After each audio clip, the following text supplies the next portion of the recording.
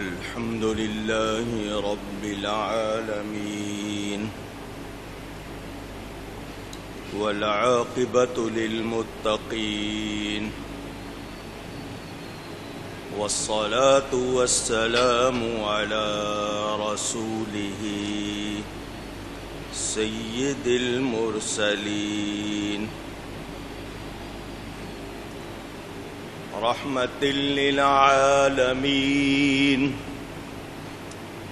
شفيع المذنبين سيد الأولين والآخرين سيدنا ومولانا محمد رسول رب العالمين وعلى آله وصحبه أجمعين. أما بعد فأعوذ بالله من الشيطان الرجيم. بسم الله الرحمن الرحيم.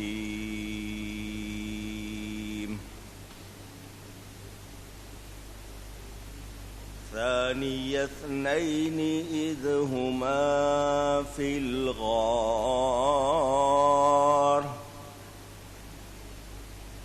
إذ يقول لصاحبه لا تحزن إن الله معنا.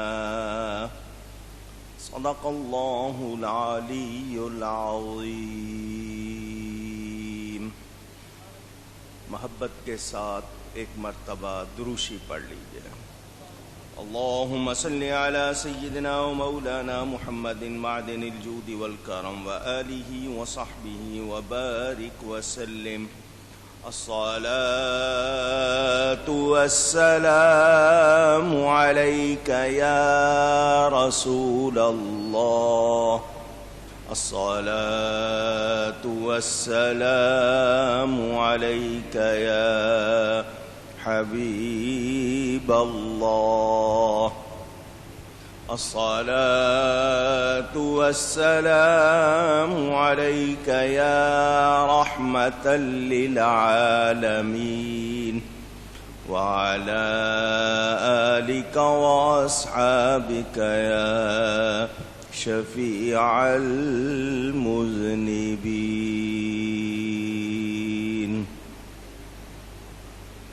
حمد و صلاۃ کے بعد قرآن کریم کی ایک آیت آپ کے سامنے برکت حاصل کرنے کے لیے تلاوت کی ہے. مہینہ ہے جمادی الاخری کا، جس کو آپ جمادی الثانی بھی کہتے ہیں، اور اس مہینے کی 22 تاریخ خلیفہ رسول امیر المومنین سیدنا ابو بکر الصدیق رضی اللہ تعالی عنہ کا یوم وصال. ہم ہر سال خلفائے راشدین کے ایام میں ان کا ذکر برکت حاصل کرنے کے لیے کرتے ہیں. مسلسل تفسیر میں آپ نے سورۃ الحج تک کی تفسیر کا بیان اب تک سنا ہے. انشاءاللہ اس سے آگے 18واں پارہ شروع ہو رہا ہے. اب تک جتنا بیان ہوا اللہ تعالی قبول فرمائے، جو غلطی ہوئی اللہ تعالی معاف فرمائے، اور قرآن کریم کی تفسیر کو مکمل کرنے کا جو یہ سلسلہ جاری ہے اللہ اس کو پورا فرمائے.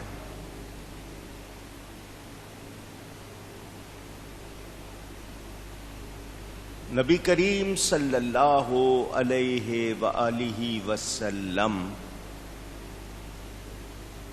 اللہ تعالی کے آخری پیارے رسول صلی اللہ علیہ وسلم ہیں. ان پر نبوت کا سلسلہ ختم ہو گیا. ان کے بعد کسی قسم کا کوئی نبی نہیں. رسول کریم صلی اللہ علیہ وآلہ وسلم اپنی حقیقی جسمانی حیات کے ساتھ آج بھی زندہ ہیں. ان کی حیات میں کوئی فرق نہیں آیا، صرف ہماری نگاہوں سے اوجل ہو گئے. محبت والے، ایمان والے، شان والے آج بھی ان کے جلوے دیکھتے ہیں، لیکن ہم یہ نہیں کہہ سکتے کہ وہ زندہ نہیں ہیں. وہ یقیناً زندہ ہے. ہمیں ان کی زندگی میں کوئی شک شبہ نہیں. برزخی حیات نہیں کہہ رہا ہوں، وہ تو ایمان والوں کو بھی حاصل ہے. میں برزخی حیات نہیں کہہ رہا ہوں، حقیقی حیات کہہ رہا ہوں، جسمانی حیات. صرف سبز گنبد کا ان پر پردہ آ گیا ہے. اللہ تعالی کی عطا سے وہ زندہ ہیں. کل نفس ذائقۃ الموت کی حقیقت ان پر پوری ہوئی ایک لمحے کو، مگر ان کی حیات میں فرق نہیں آیا. ان کے پردہ فرمانے کے بعد مسلمانوں کے امیر حضرت سیدنا ابو بکر الصدیق رضی اللہ تعالی عنہ، ان کا نام عبداللہ ہے. کنیت پکارا جانے والا نام ابو بکر، لقب الصدیق اور العتیق، یہ دو ان کے القاب ہیں. ان کے والد کا نام عثمان ہے. کنیت ابی قحافہ. ہجرت سے 51 برس پہلے مکہ مکرمہ میں پیدا ہوئے. گنتی، ظاہری گنتی کے لحاظ سے نبی کریم صلی اللہ علیہ وآلہ وسلم سے 2.25 سال ان کی عمر کم ہے.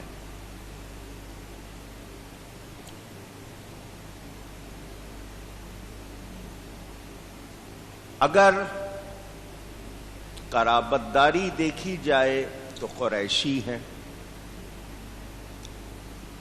حضور صلی اللہ علیہ وسلم کے آباء و اجداد، باپوں کے ناموں میں آگے جا کر ان کے دادا اور نبی پاک صلی اللہ علیہ وسلم کے دادا آگے جا کر ایک ہو جاتے.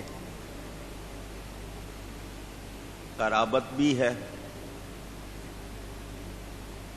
خاندان قبیلے کے لحاظ سے بتا چکا. 10 برس کی عمر تھی حضرت ابو بکر کی. ایک قافلہ روانہ ہوا تجارت کے لیے ملک شام کی طرف.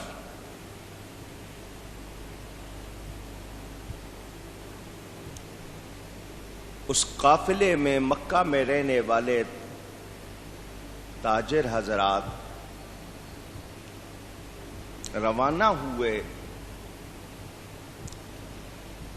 اس قافلے میں حضرت ابو بکر کے والد، جن کا نام عثمان ابو قحافہ، وہ بھی جا رہے تھے حضرت ابو بکر کی عمر 10 برس تھی، وہ بھی اپنے والد کے ساتھ تھے۔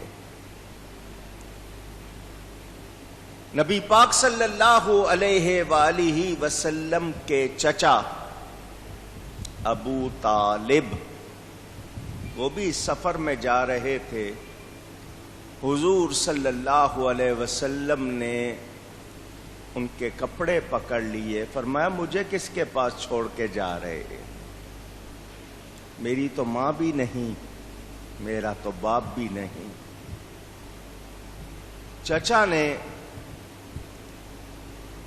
یہ بات سن کر رشتے کے حوالے سے اپنے بھتیجے کا دل رکھا اور ساتھ لے لیا۔ نبی پاک صلی اللہ علیہ وآلہ وسلم کی ظاہری عمر شریف 12 برس اور کچھ ماہ۔ قافلہ چلتا ہے، راستے میں عیسائیوں کا ایک گرجا، کلیسا، عبادت خانہ، معبد، وہاں کا راہب جس کو پادری کہتے ہیں آپ لوگ، اپنی اس عمارت میں سے اس قافلے کو آتا ہوا دیکھ رہا تھا۔ اس کی نظر پڑی کہ بادل کا ایک ٹکڑا ایک نوجوان پر سایہ کر رہا، باقی سب پر دھوپ ہے، لیکن اس نوجوان پر بادل سایہ کر رہا۔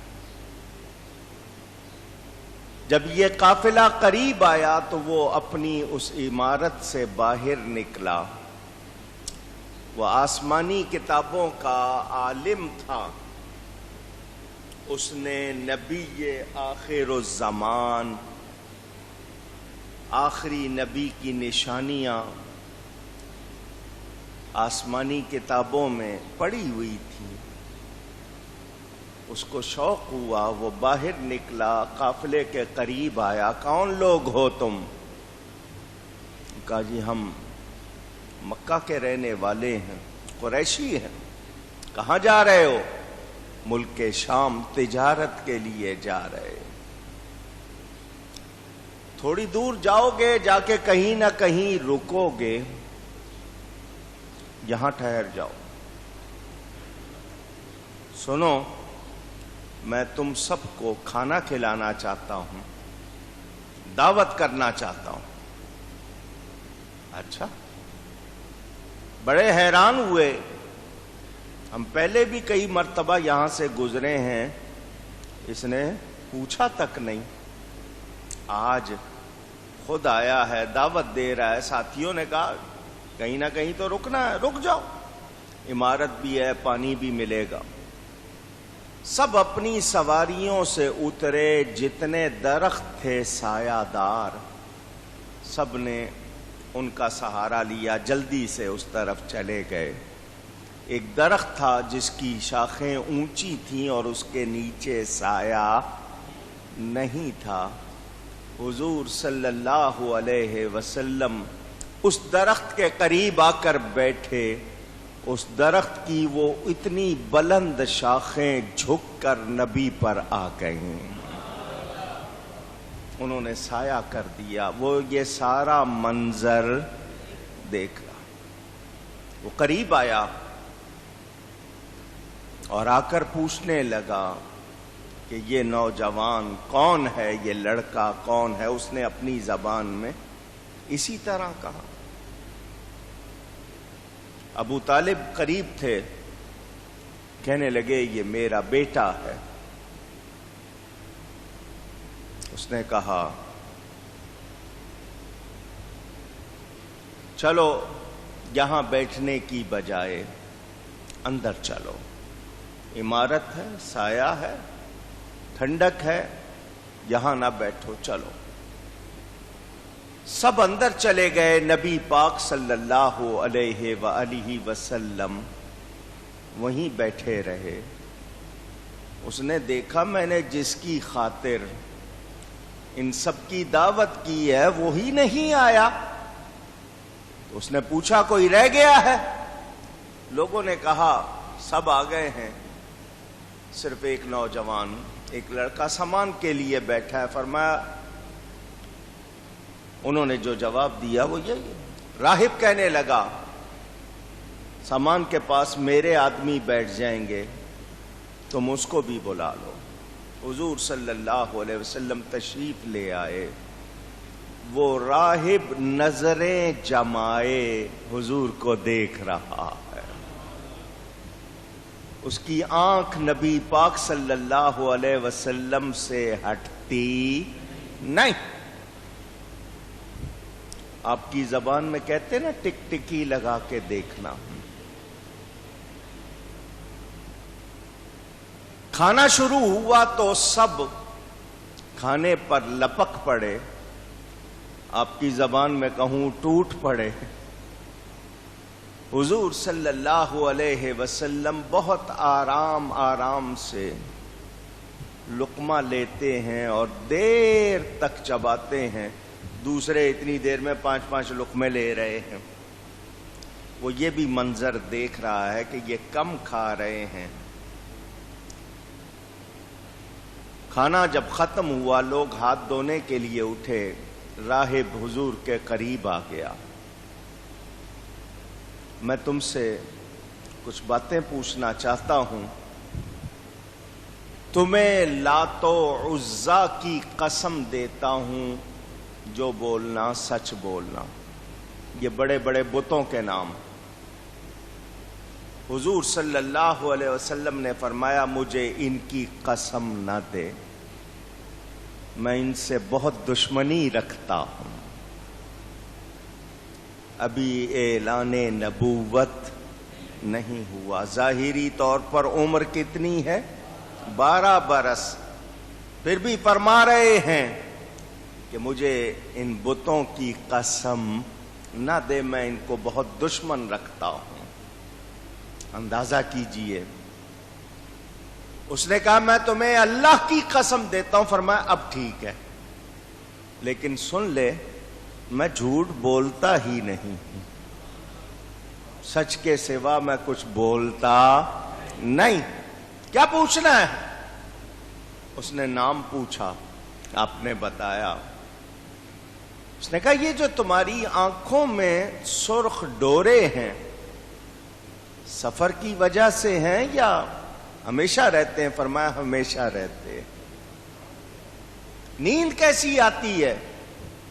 بے ہوش ہو کے سوتے ہیں یا؟ فرمایا میری آنکھیں سوتی ہیں، میرا دل نہیں سوتا. اس نے کہا میں تمہاری پشت دیکھ سکتا ہوں؟ حضور صلی اللہ علیہ وسلم پسند نہیں فرماتے تھے مگر اس کو اجازت دی. قمیص ہٹائی. وہ مہر نبوت دیکھنا چاہ رہا تھا. ان ساتھیوں نے دیکھا کہ یہ حضور صلی اللہ علیہ وسلم کے ارد گرد ابو طالب اور دوسرے آ گئے. راہب صاحب کیا بات ہے؟ ہم جب سے آئے ہیں آپ کی نظریں اس نوجوان سے نہیں ہٹ رہی. اب آپ اس کے کپڑے بھی ہٹا کے اس کو دیکھ رہے ہیں، بات کیا ہے؟ اس نے کہا یہ کون ہے؟ ابو طالب پھر آگے بڑھے. انہوں نے کہا میرا بیٹا ہے. فرمایا تم غلط کہتے ہو، تم اونچی غلط کہتے ہو. اس کا باپ زندہ نہیں ہو سکتا. ابو طالب نے کہا میں چچا ہوں. اس نے کہا اب ٹھیک ہے. سنو، تم جب آ رہے تھے تو میں دیکھ رہا تھا کہ اس پر بادل سایہ کر رہے تھے. پھر یہ اس درخت کے قریب آ کے بیٹھا ہے جس درخت کے قریب نبی کے سوا کوئی نہیں بیٹھا. تم نے دیکھا ہوگا اس کی شاخیں بھی اس پر جھک آئی تھی.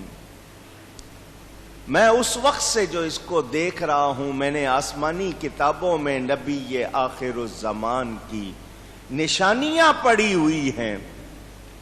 یہ اس امت کا نبی ہے. تم لوگ کہاں جا رہے ہو؟ ملک شام، اس نے کہا جس طرح میں نے ان کو نشانیوں سے پہچان لیا ہے، ملک شام والے یہودی پہچان لیں گے اور ہو سکتا ہے اس کو تنگ کریں۔ میرا مشورہ یہ ہے کہ اس کو ملک شام نہ لے کر جاؤ۔ کتابوں میں ہے 2 روایتیں کہ حضور صلی اللہ علیہ وسلم وہیں سے واپس تشریف لے آئے، اور بعض کتابوں میں ہے آپ سفر کر کے، پورا سفر کر کے آئے۔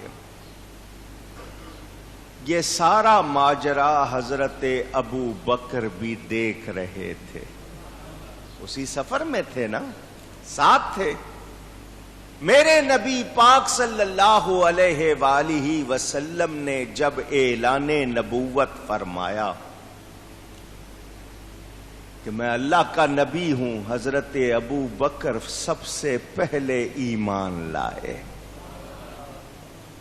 اور ایمان لا کر کیا کہا؟ آپ تو آج کہہ رہے ہیں، میں اس وقت سے آپ کو نبی مانتا ہوں جب اس راہب نے خبر دی تھی۔ اللہ